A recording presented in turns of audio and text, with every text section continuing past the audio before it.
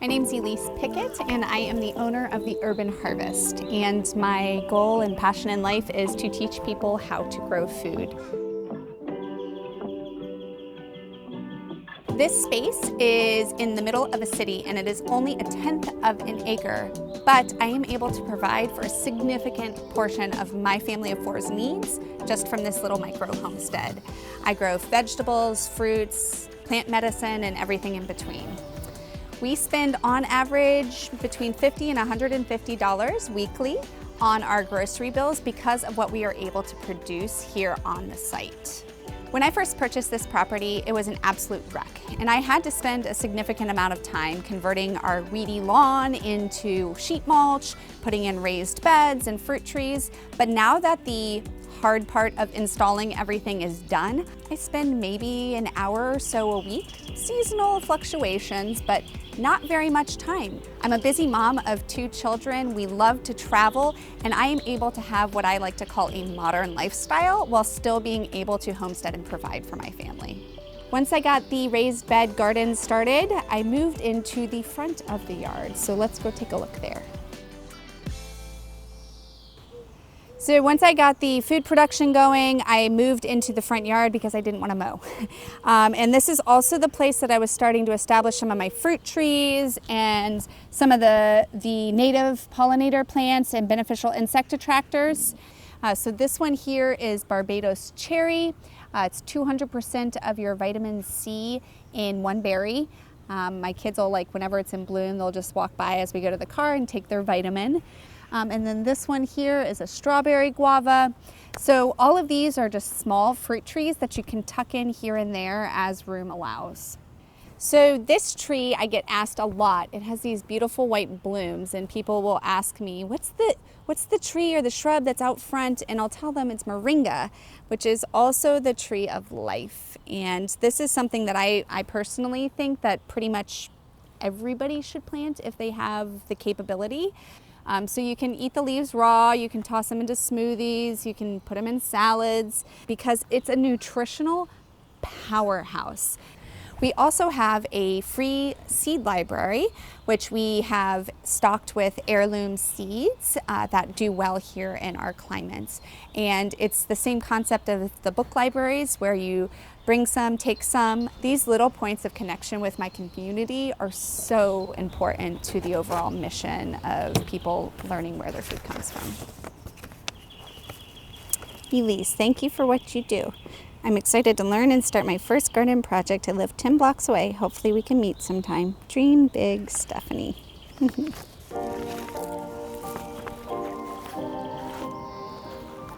So the first thing that I did when I moved to our new property 5 years ago was to start a massive compost pile, 9 yards worth, and get my annual raised beds in. They are a lot more work. I'm constantly out here maintaining these beds, but it's quick production. And so we were lucky enough to be able to harvest our first salad the day we moved into the house.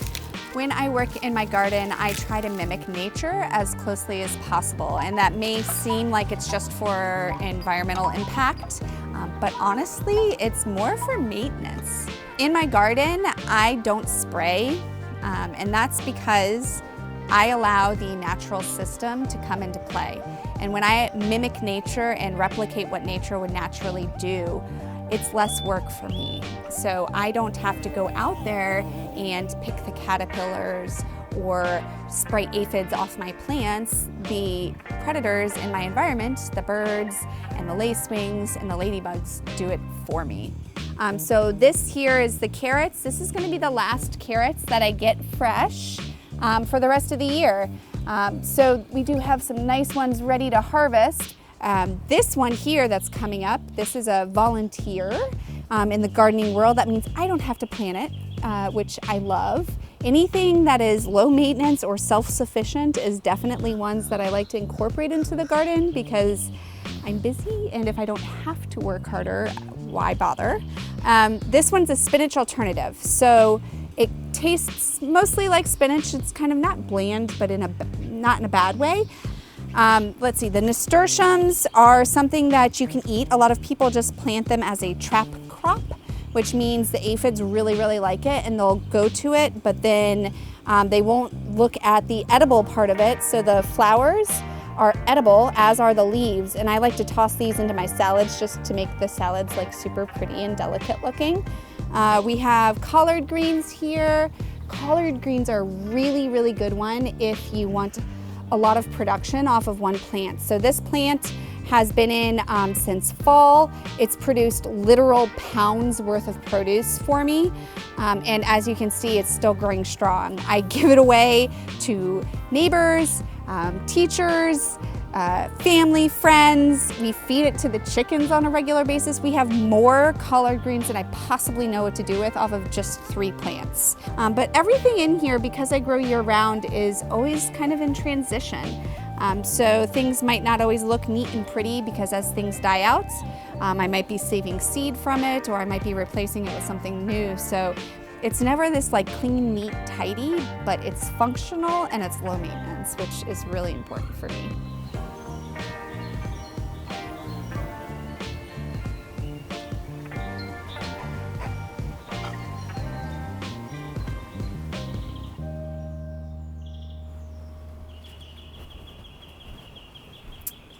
So this is passion fruit, and it is an incredibly fast-growing fruit tree, vine obviously.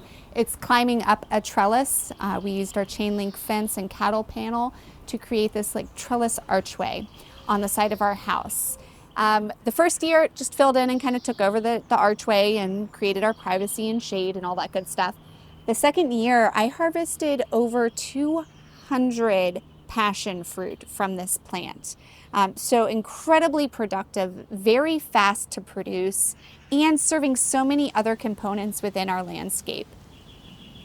So I also incorporated a lot of fruit trees. Here are my water-loving ones, miracleberry, banana, papaya, and I planted everything kind of closely together because in my system, I try to go for maintenance free.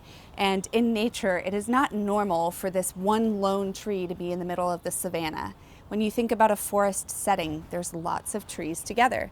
And so that's what I try to recreate here as best I'm able.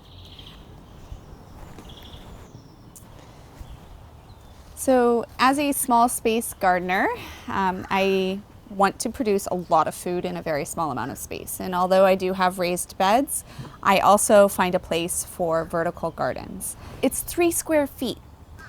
Almost everybody could find somewhere they have 3 square feet. And you can grow up to 72 plants in that space, which is pretty incredible. But it's just a really great way to increase my production. I love to grow leafy greens in here, herbs, strawberries. I've grown tomatoes, I've grown cucumbers, I've grown collard greens. I had a collard green plant that lasted 3 years in one of these. So very practical, and I think everybody could probably find a little bit of space for something similar to this.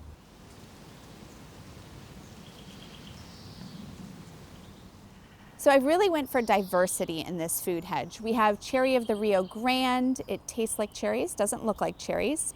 This here is sapadilla.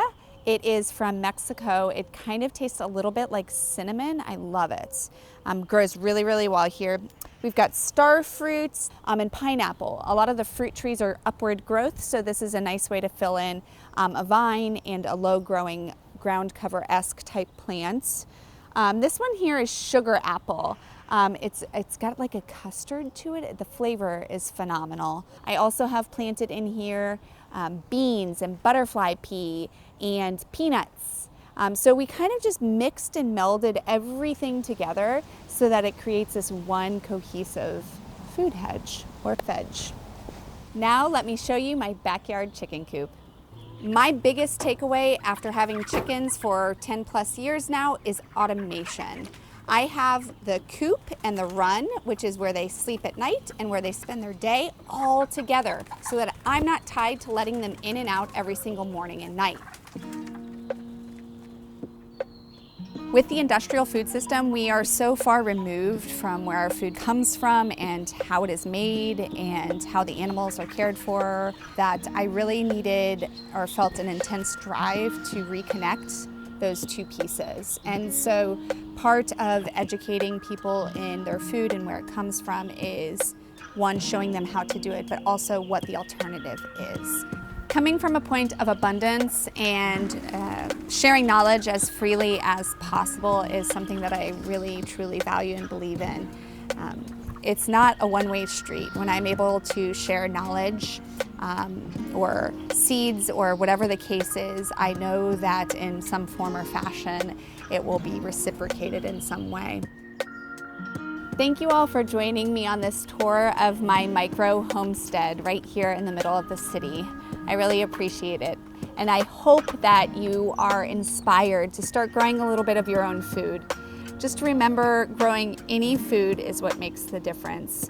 So scale it up as you're comfortable and start growing.